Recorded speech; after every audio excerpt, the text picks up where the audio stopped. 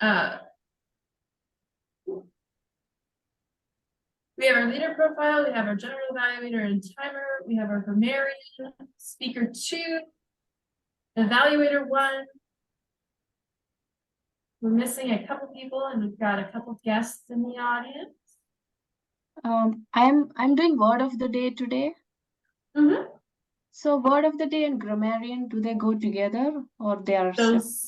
Those are the same role, yes. Okay.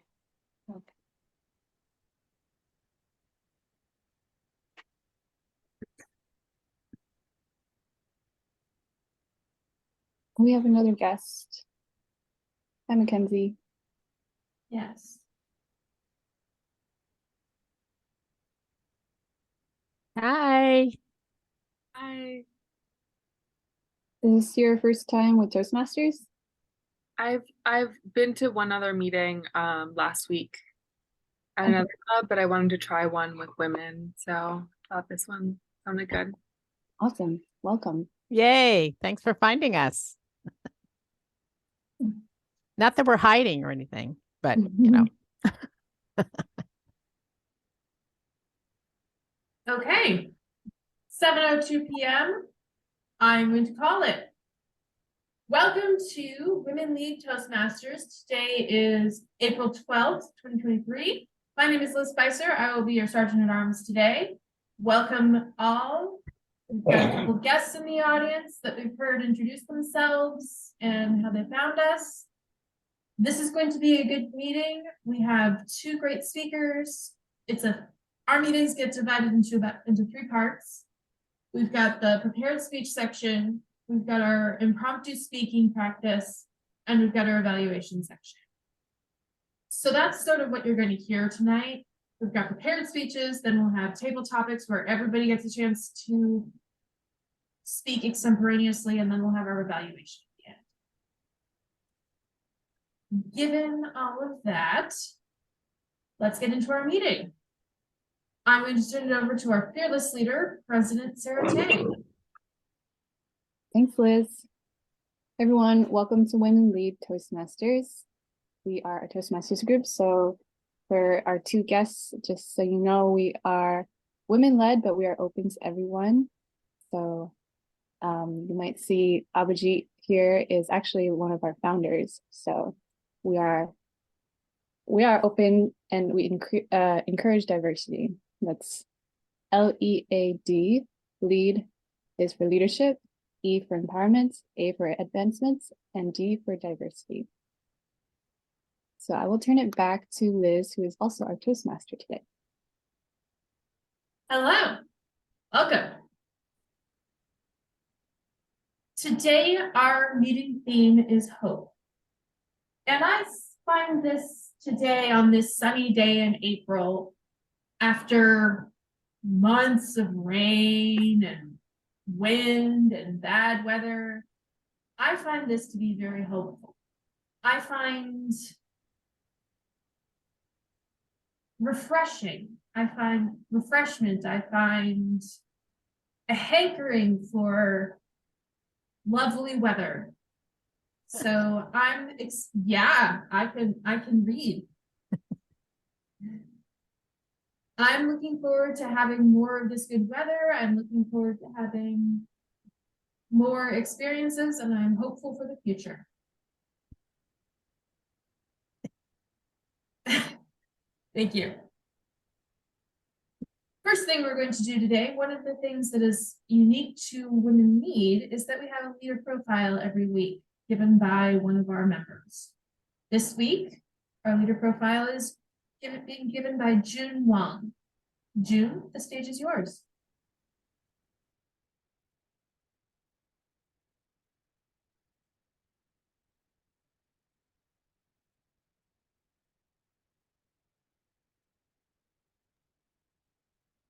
Good evening, everyone. Today's leader profile I'm going to share is Abby Wambach. Abby Wambach is an American former soccer player who played as a forward. She was born on June 2nd, 1980 in Rochester, New York, and is considered one of the greatest soccer players of all time. She began playing soccer at a young age and quickly showed her talent on the field. She is a two-time Olympic gold medalist, FIFA World Cup champion, and a six-time winner of the U.S. Soccer Athlete of the Year award. She is the all-time leading scorer in international soccer history for both men and women, with 184 goals, and was named the 2012 FIFA World Player of the Year. But Abby Wambach's contribution to the world of soccer go beyond her impressive statistic on the field. She is a leader and advocates for gender equality and social justice. She has been vocal about the gender pay gap in sports, and she has advocated for women's rights both on and off the field. In 2016, Wambach retired from professional soccer. She became the host of Abby's Places on ESPN Plus and co-host of the We Can Do Hard Things podcast. She is a founder and part owner of the Angel City FC, the first majority female-owned soccer team in history, and is a board member for the nonprofit organization Together Rising. One of the most notable accomplishments in her post-soccer career is her book, Wolfpack: How to Come Together, Unleash Our Power, and Change the Game, an instant New York Times bestseller. In Wolfpack, Wambach shares her insights and experiences as a leader, drawing from her years of playing soccer at the highest level. She shares her own stories of overcoming obstacles and encourages readers to find their own way to success. She also challenges traditional ideas about leadership and encourages readers to work together as a team and join forces with others, particularly other women, to break down barriers and achieve their goals. In conclusion, Abby Wambach is not only a legendary soccer player, but also a powerful leader and advocates for change. Her book, Wolfpack, shows how she continues to inspire and motivate others to be their best selves. Her message of teamwork and empowerment is one that we can all learn from. Thank you, everyone. Thank you, Toastmaster. Thank you, June. Abby Wambach is a fantastic leader. She's a fantastic role model. She's played some excellent soccer over the last number of years. Thank you, June, for that profile. I'm going to real quick put the agenda in the chat once more for people who didn't get it. And let's move on. One of the ways we keep our meetings organized is by having functionaries to keep track of various things. I'm going to call on our first few functionaries. Our counter, Hannah, could you please tell us about your role? Yes, my role as awe counter is to capture filler phrases and words such as like, so, but, etc. Thank you. Our timer, Sarah.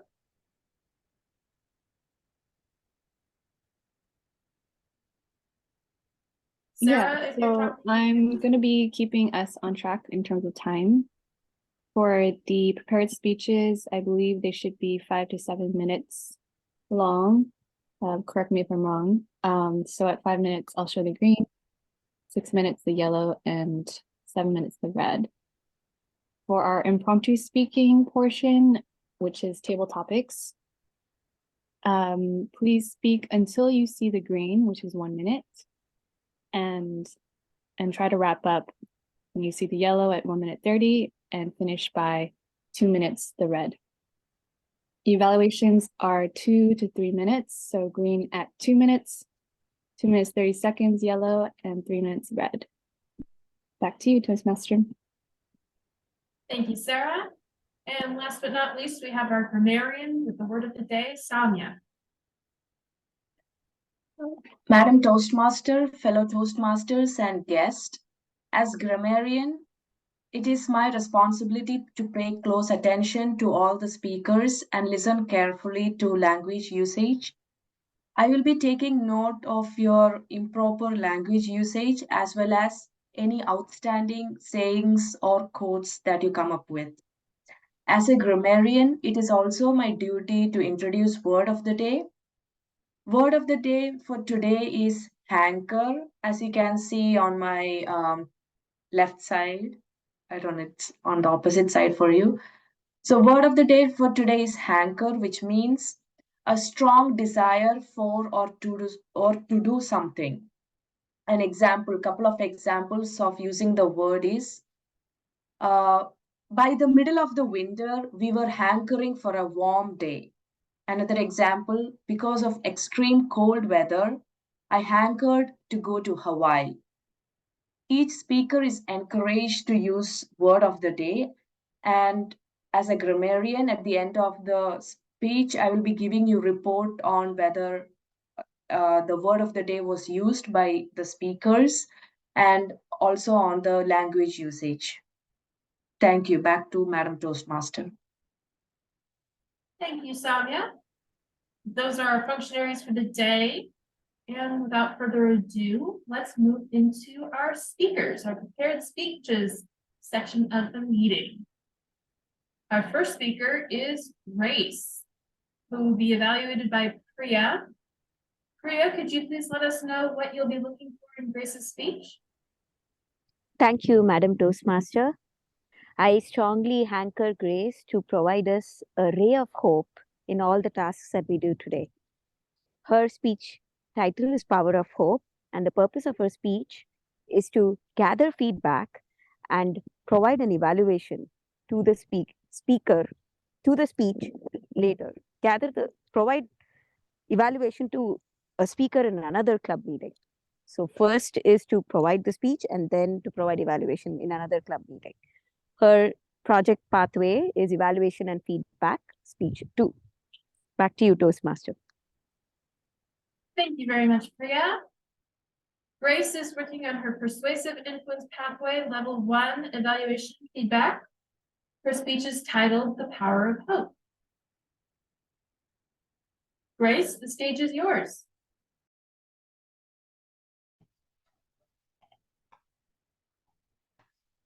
When you think of hope, do you think of it as a feeling or as a way of thinking? Hope is actually a way of thinking because hope can be measured. And according to studies, the amount of hope in one person's life has a direct correlation to one's well-being. The outcomes of increasing hope in your life includes improving your social, physical, and psychological well-being. So you may be asking yourself, how can I start to foster hope in my own life? Because hope is a way of thinking, not a feeling, it can be learned. So here are 3 steps that one needs to practice in order to achieve hope. Number 1 is to set your goals. And by setting your goals, you are clearly outlining what you want to accomplish. This could be finding a job, buying a house, starting an educational path, picking yourself up from a loss, etc. Then after you clearly define your goals, you would need a roadmap or a pathway on how you can go about achieving them. Are you going to save money into a fund? Are you going to look at different sites for jobs, etc.? How are you going to achieve your goal? And finally, you need to have the willpower to execute your roadmap to achieve your end goal. Both motivation and the roadmap are required to achieve your goal. If you have the roadmap, but you do not have motivation, or vice versa, it will be very hard for you to achieve your goal. You need both of these things. So to summarize, first set your goals, then clearly define your goals. And finally, you need to have the motivation and willpower to execute your roadmap. Take, for example, learning how to drive a car. that is your goal. At first, you make mistakes and you use all of your energy, focus into concentrating how to drive, learn how to drive. You get discouraged at first from your mistakes, but then you see yourself getting better and better, and you start to believe in yourself. That is your motivation. And then you start setting goals to practice on a regular basis, which is your roadmap. And eventually you're driving like second nature. So this example incorporates all of the elements of achieving hope. The definition of hope is the belief that your future will be better than today, which is the optimism side. And the second half of that is you have the power to do so, which is the motivation side. And when we look around us, we see the injustices and tragedies in our own neighborhoods and around the world. And we ourselves face adversity. It can be hard to know where to start as a feeling of hopelessness consumes us. And it has been shown that when people face adverse situations, they usually set more short-term goals in order to avoid other options and not be truly invested in the goal itself. And this is known as an avoidant goal. In an avoidant goal, one is choosing it because they do not want to select the other options available to them. And they're using that as a last resort in their mind. And one thing that will make it very hard in adversity is fear. And with fear, it will drain your willpower and motivation to complete your goal. And each person's willpower is limited. And you need to really motivate yourself and really want the end result in order to complete your goal. On the other hand, an achievement goal is one that you want to strive to obtain, like completing a degree. And the more we desire the outcome, and the more we face adversity to try and overcome the desire, becomes an important component in nurturing hope. Now, you might be thinking, what's the difference between a wish and hope? A wish is a desire for an outcome, but there's no clear pathway or roadmap. And there's also no action on your part. Hope is about taking action to pursue that future and make it reality.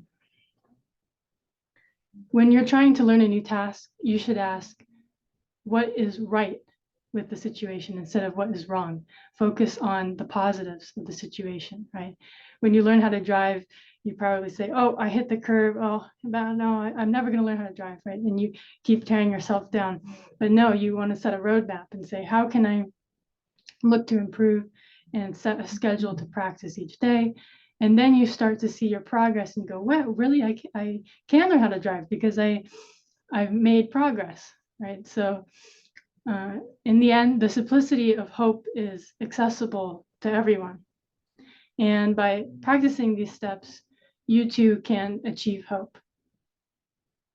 And I hope that all of you remember today that your goals have to be desirable. And also you want to live in the present and now in order to accomplish the future.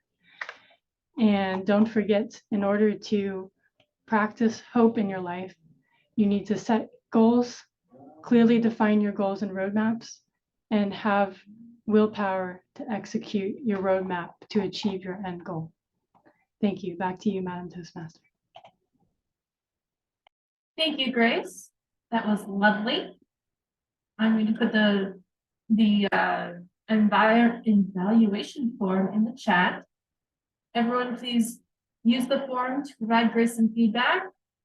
Timer, can we have 1 minute on the clock for people to provide feedback?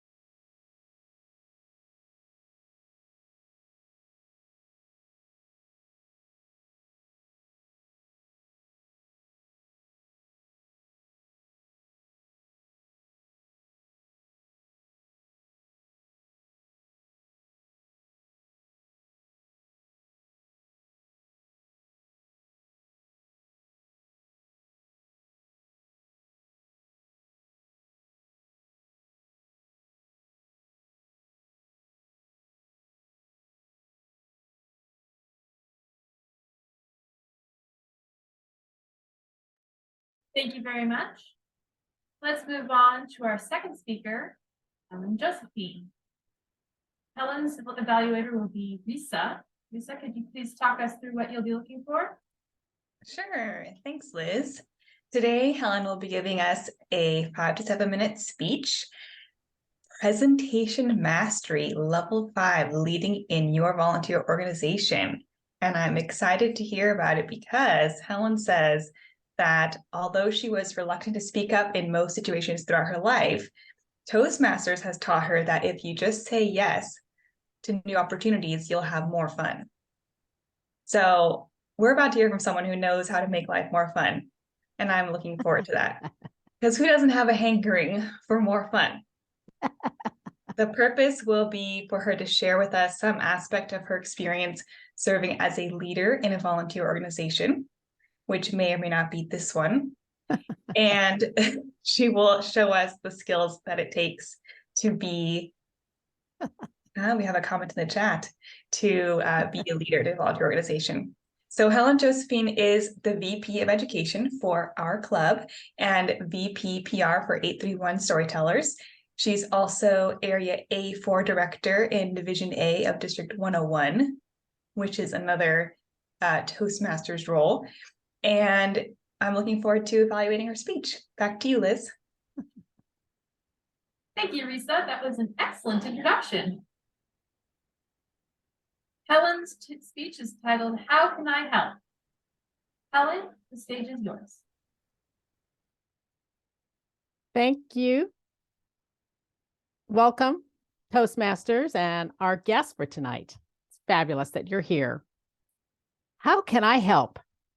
This has been my personal mantra throughout my career and my life. As a child, being the second eldest, I was a hankering for helping everybody and got praise from my parents for helping everybody.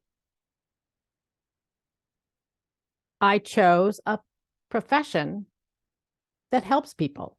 I became a librarian, helping people find books, find information, helping them find more knowledge and data. I loved every minute of it.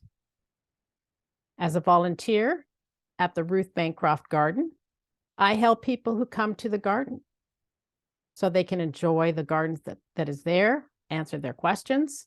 And I also serve on the board of directors and help the board plan for the future and plan events. In Toastmasters, I also help wherever I can. I help clubs to be more organized. I mentor members. And I make sure that I listen to the needs of the members in this club, Women Lead Toastmasters. All of the officer roles in Toastmasters are important. And as a team, we work together to make the club work well. The sergeant at arms gets the meeting started. The secretary takes notes and makes sure we remember what we said we were going to do. The treasurer gathers our dues twice a year. The VP of membership reaches out to people who are interested in joining our club with a welcoming message and encourages them to join our meetings. The vice president of public relations is all about advertising our club through various social media events and channels. The vice president of education is the person who reaches out to members, offers mentorship, makes sure they're on the right path, that if they have any questions about how to give a speech or the rules of the meeting. And then the president of the club shepherds this team together to make sure they work well, to make everyone happy and productive in our meetings. Sometimes you have exactly what it takes and you just don't know it. All of these roles have skills, but you probably already have them. The first skill is you need to be willing to learn new things. I'm sure all of you want to do that. I've learned more about using Canva for creating graphics, a lot more about Google Drive to share documents, create schedules, Google Forms to collect and share information. And I've learned about pathways and boot camp on how to navigate it for the benefit of our members. And I've learned a lot about mentoring, really taking the time to listen to the needs of the members, give advice and encouragement. I've also learned about delegation, but I'm still working on that. I want to thank all of you for responding to the survey. Your comments and suggestions were very helpful. As part of this project, I was asked to send out and get feedback on what is called a 360-degree feedback survey. Some of the comments were very positive, that I was consistent and self-motivated, and I lead by example, that I had an important role to keep the club running, and that I take the time to mentor new members. It was pointed out that I needed to work on my delegation skills, and I totally agree with that. I do tend to be too helpful and take on too much responsibility sometimes. At another club meeting, I heard a speech about servant leaders, and that struck a chord with me. The three elements of a servant leader are to serve and value others, finding out what kind of workshops and programs and meeting themes will be of value to our members here in Women Lead Toastmasters, and what roles do the members need to master and feel comfortable doing. Which speech projects do members want to give?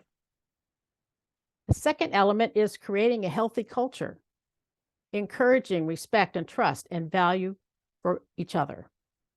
We give honest feedback, we mentor our members, and we encourage thoughtful and productive evaluations of our speeches. And the third element is empowering others to grow and become leaders. This is certainly something I need to work on. Delegating tasks and encouraging others to take on leadership roles in the club and in Toastmasters. Just remember, sometimes you have exactly what it takes and you just don't know it. I wasn't sure at first that I could do the VPM role when I first took it on at 831 Storytellers. The role was a bit different when I took it on here at Women Lead, and I learned to learn new skills, and there were new personalities and new ways of doing things in the club. I challenge all of you to think about how you can help our club and your fellow Toastmasters be successful. Just say yes to new opportunities, and you will have more fun. Toastmaster, back to you. Thank you very much, Helen. That was excellent. Once again, I'm going to put the evaluation form in the chat. Can we please have 1 minute on the clock for people to provide feedback? Helen.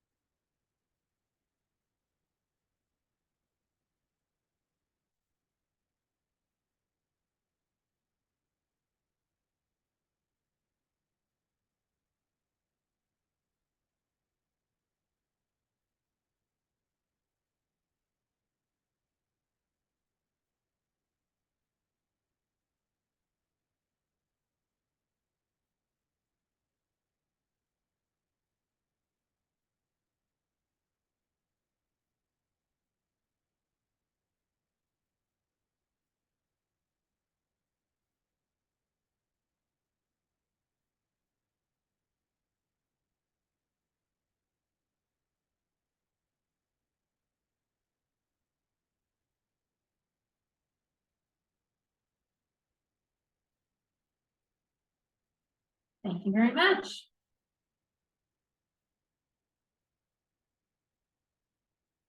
This has been the prepared speeches section of our meeting. We are now going to move on to our impromptu extemporaneous speaking section of the meeting. I'm introducing our table topics master, Samantha Janwall. Sam Jan, the stage is yours. Thank you, Liz. So I am the table topics master, and first I will ask a question and then I will call upon someone to answer so we can all think of answers. You will have 1 or 2 minutes to answer. Please try to talk until you see the green from the timer and try to use the word of the day, anchor. First, when was the last time you felt hope and how did it feel? Liz, can you answer this question? Yes. Thank you, Madam Table Topics Master. I alluded to this earlier in the meeting, but I feel hope looking out the window. I feel hope with the nice weather. I feel hope with it being like 65, 70 degrees outside, so I can take a walk as Priya is doing. I feel hope when the seasons are passing, when we're seeing more change, when my cat walks through the door. I feel hope when I can believe in a better future, when I can believe in time passing in a useful and good manner and having a good time.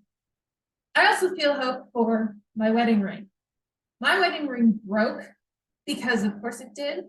So now it's getting redone by a jeweler and I'm wearing this silicone thing, which is fine, but I'm really looking forward to having my wedding ring back. So I have a lot of hope over that. And I think that's what I've got. Thank you very much, Madam Table Topics Master. Thank you, Liz. Thank you for trying to reach that green to get 1 minute. Yes. Next, how can you cultivate moments of hope in your life? Mackenzie, do you think you can answer this?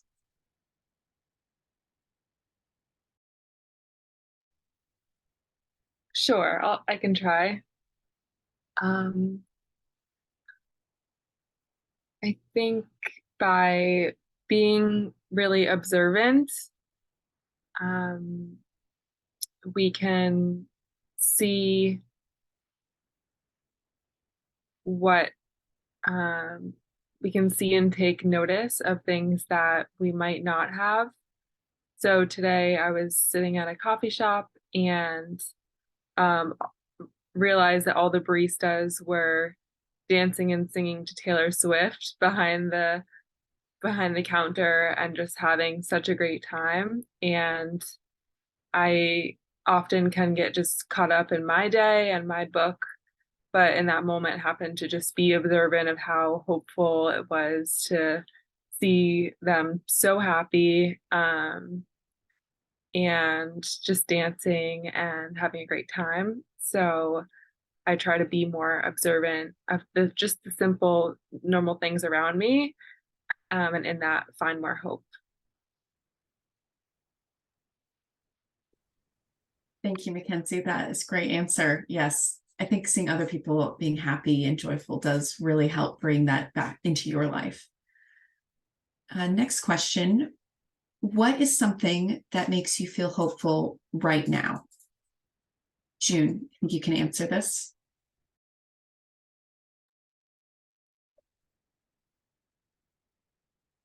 I would say Grace's speech, the topic of hope, the power of hope is definitely something I look into, and I feel she gives a very structured pathway on how you can implement your hope. So I'm thinking following that to create or design a roadmap for my hope, to tailor my goal and be more motivated, and probably remind myself in the morning to eyes on the goal, eyes on the hope, to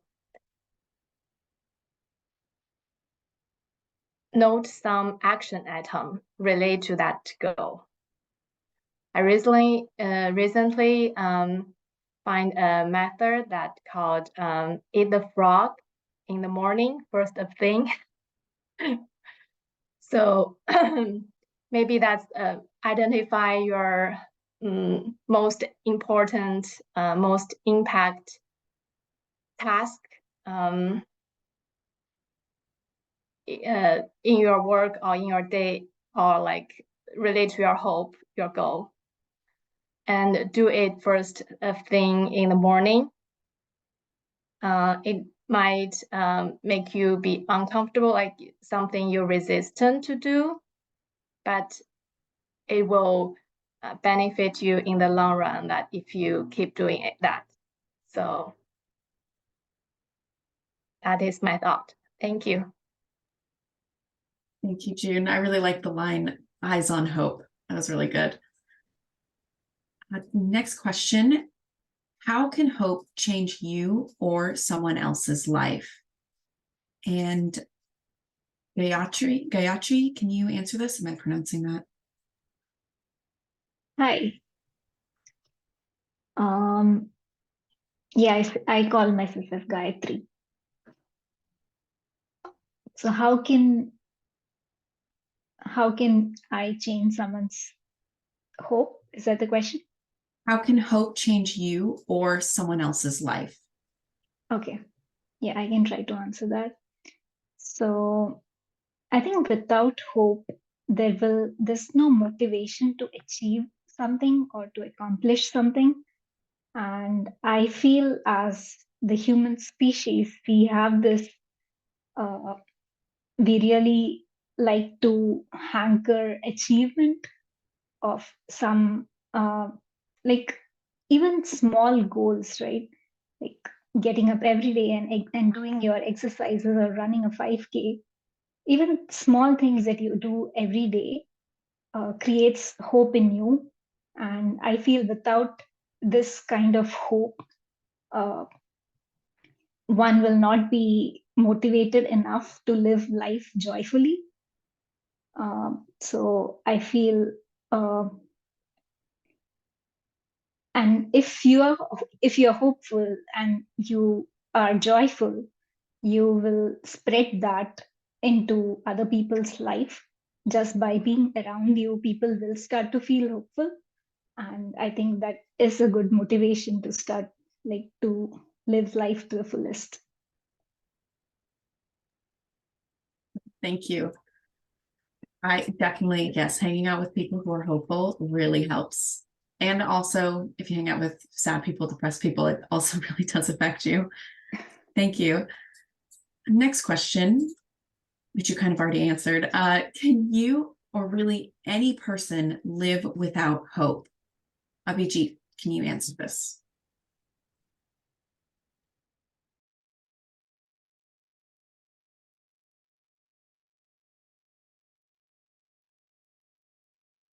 My friend recently had a job interview.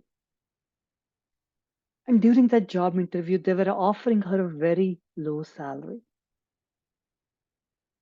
She went back the next day and told them that the salary is very low. It doesn't meet my ends. And she was waiting for the answer from her future boss. But he said he's going to answer her tomorrow. And I can see how much swings she's going through to listen to that answer. But when we're talking about it today, the one thing which we felt was, should we let the hope go that we will get an answer from him? Or should we have hope? But the more we thought about it, we realized let's hope for the best. Whatever happens, happens. So hope can be multidimensional. The one thing I'm trying to understand is if I attach myself to the outcome, then I feel more pain. But if I go with whatever happens for the best, then it puts me in a different space. So I think we should have hope, but not attach ourselves to any outcome. Thank you, Abhijit. Great as always. So good with these table topics. Liz, is that our last question? I think that is about our time. Thank you very much, Madam Table Topics Master. I am now going to turn the meeting over to our general evaluator, who is today Abhijit Joshi, who we just heard from. Thank you so much, Liz. I feel the general evaluation is the most important section of the meeting. In this, we learn about the speakers, how good they did on their speeches. Giving an evaluation is a skill. It takes time to understand how to give an empathetic evaluation where we use the words I saw, I felt, I heard. So let me call upon our first evaluator, Priya, to evaluate Grace's speech. Priya, it's all you. Thank you, Abhijit. Grace, the title, The Power of Hope, was very powerful. When I read the title, I told myself, this is perfect for the current times, because a lot of people are undergoing a lot of things in their life, which may be good, which may be bad, but the power of hope is what keeps us going. You brought out two important things. How to keep your hope alive. It's important to keep your hope alive. It's easier to get down, go high on hope one day, and the next day feel low. You told us focus on a goal. That was very well done. Told us achieve the goal, take little steps to achieve the goal, and redo it. You gave an example of when you fail, you don't give up, never give up. All those are very important points to keep your hope at a constant peak. Now, coming to the things that you can improve on. I noticed that you weren't using much of your hand gestures. Please go ahead and use them. You have a very good speech. You can enhance it with your hand gestures. The second thing that you can do is you asked a question. What is the difference between a wish and a hope? Ask that question to the audience. Ask them, have you ever felt without hope? Have you ever gone a day feeling depressed? Have you ever felt bad about things that are happening to you? Ask that question to the audience. Then all the audience ears will light up and their eyes will be on you. So take that as an important evaluation that you want to apply in your next speech. The best part about your speech was it was well organized and you had prepared very well. Thank you for doing that. In summary, you have very good content, very well organized speech. You can add your rhetoric questions to engage the audience and add gestures. Keep up the good work, Grace. I look forward to hearing your second speech with the evaluation. Thank you. Thank you so much, Priya. Priya, I enjoyed your evaluation. I felt you made good points. I'll just nitpick a little bit. When you're connecting with the speaker, I want you to speak from your side. What has happened to you in your life? How did you connect with that message? Because when we connect with our own life, it creates a very strong connection. And when you are talking about the things she did effectively in her speech, if you can be more in detail, like here are the things you did effectively, and explain those 2 points very well, that will make your evaluation more effective. The other side, the things she can do to make her speech very effective, you give very specific examples. I really enjoyed that. And the best thing was the perfect icing on the evaluation. So thank you, Priya. Let me call upon Risa to evaluate Helen's speech. Risa? Thank you, General Evaluator. Helen, your speech took me back to when I first attended a Women Lead Toastmasters meeting. And I remember that within a couple of weeks of me attending as a guest, I had joined and you invited me to meet with you one-on-one to learn more about the club and more about Toastmasters. And you knew that I had never joined a club before and I knew nothing. And I felt so thankful that you took it upon yourself to introduce me to the world of Toastmasters. And you were such a warm and friendly person who was offering to introduce me and get me acquainted with this new culture and club. It also reminded me that whenever I attended as a guest, you did what you did for Mackenzie today, which is greet me warmly, unmute, say hello, ask how I was doing. So I really appreciate your leadership style, and I have felt the way you have a servant leadership style of offering to help and being warm and helpful, as you said, you feel drawn to be. I'm going to go over what I felt were the most effective parts of your speech, and then offer a few suggestions to make your speech even more effective. And to start off, I felt you really drew me in with your opening, in which you talked about the origins of your servant leadership style. I don't know that you used the word servant leadership, but I know from your email that you sent to all of us that that's your style. And so I made that connection and I was curious to learn more. You mentioned specifically that growing up, your parents rewarded you and appreciated your helpfulness, and that's what got you on this path. I thought that was a great opening. You also were very clear in your enunciation, and I did not miss a single word you said. Your pace and enunciation made it possible for me to follow along really easily. And your taglines that came up a couple of times of how can I help and just say yes, I think are, in my mind, cultivating like a personal brand for who is Helen Josephine. She's someone who says yes and wants to know how she can help. So I thought that was a really strong personal branding feature of your speech, even if you didn't intend it to function that way. So 3 ways you can make your speech more effective would be to try adjusting your notes slightly or memorizing more of your speech, because I did notice that I was trying to make eye contact with you and I noticed your eyes shifting away to the left and down. And that broke what I felt, I guess the connection I felt with you broke whenever I saw that happen. I also think this should be more effective if you gave us an introductory structural overview of what you're about to cover. At first, I was hoping, or expecting rather, that you would go over more biographical information, maybe talk about your first leadership role, your second, your third. And then I thought, oh, she's going to give us the overview of specifically how to be a good mentor. But it turned out there were a few different pieces in there, and I think I would have stayed more oriented if you'd given us an overview. The best thing you did tonight was giving us an overview of the club roles, because a lot of us are new and you are an expert. So thank you for sharing that with us.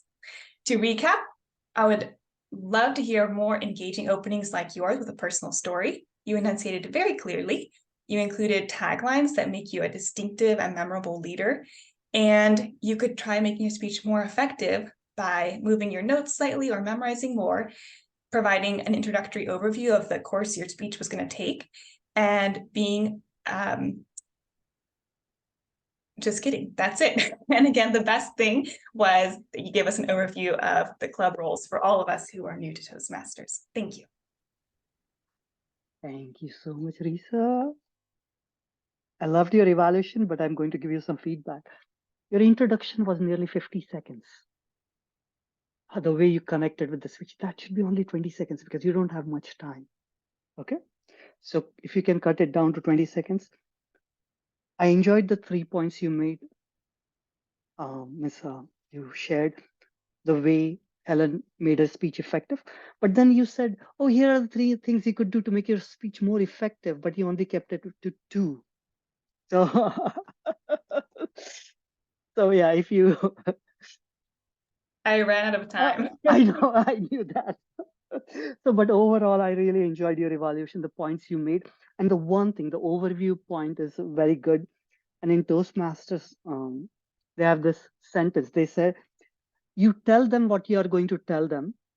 You tell them, and then you tell them what you told. So that's about the overview. So thank you so much for sharing with us, Risa. Let me call upon our role bearers. Sarah, can you share the timers report, please? Yeah, sure. So our leader profile from June was within time at 3 minutes and 2 seconds. Our 2 prepared speakers were also within their time.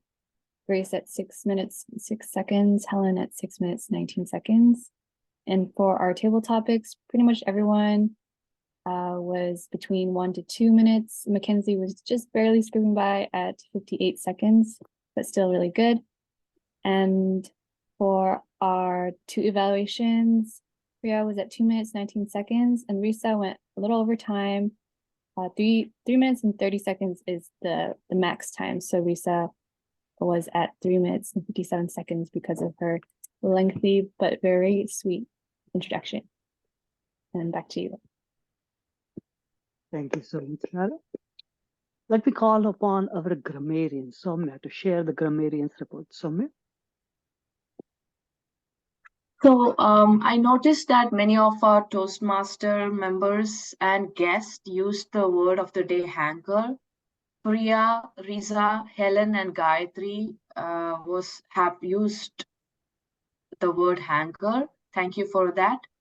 And with respect to language usage, I found everything fine. Thank you. Back to you, Master Evaluator. Thank you so much, Soumya. Let me call upon our R counter, Hannah, to share the R counter report. Hannah?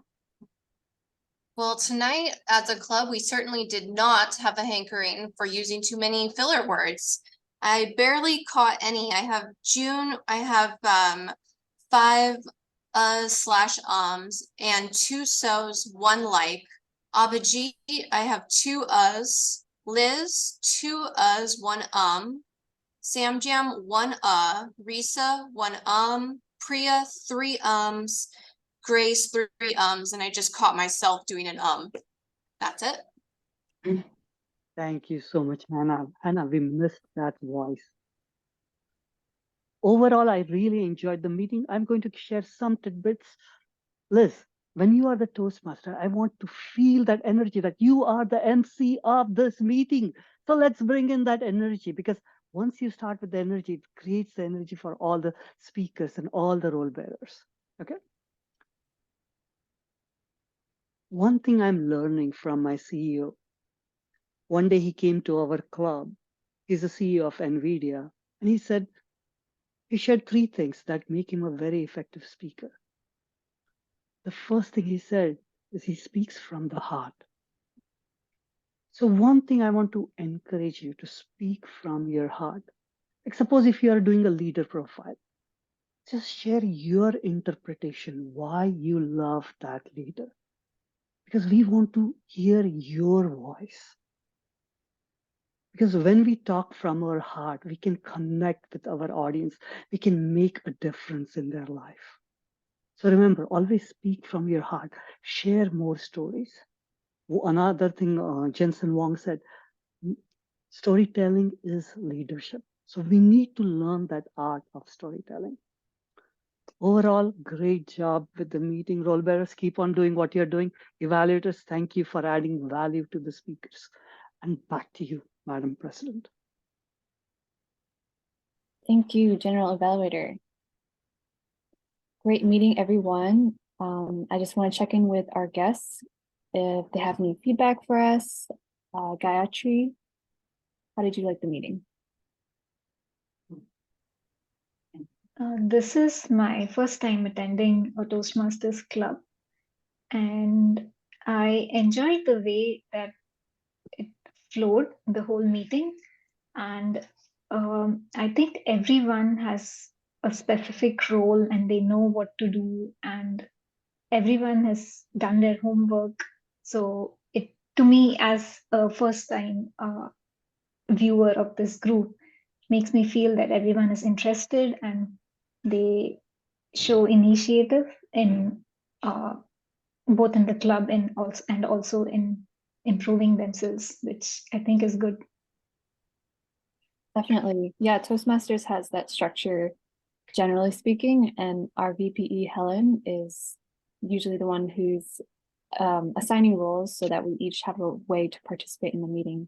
And then our Toastmasters also helps to organize the meeting ahead of time. And Mackenzie, I'd love to hear from you too. Yeah, I really enjoyed the meeting. I likewise would say everything went really smoothly, and it felt really invited, and it felt like it was a really warm welcome. So thank you. And I really liked the evaluation form for the other meeting. We just messaged people privately with feedback instead of doing the evaluation form. So yeah, I like the evaluation form, how it was more structured than just a message on Zoom to someone. And there's an there. And yeah. Awesome. Yeah, and I think, yeah, not all clubs use the evaluation form. So for us, it's nice because we're online, we're completely online. So it's easy to utilize technology for that. Yes. And I think Helen wants to share something. If someone can make, Abhijit, can you make her co-host? She's already a co-host.